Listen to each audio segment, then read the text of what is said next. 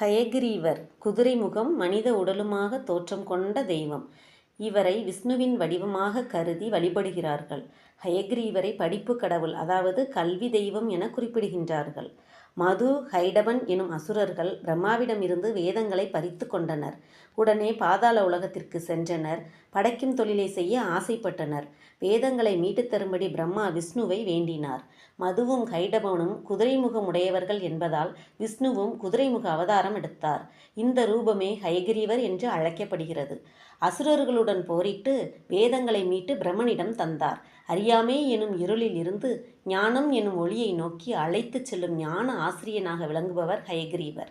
இவர் கல்வி கடவுளான சரஸ்வதிக்கு ஞானத்தை அருளியவர்.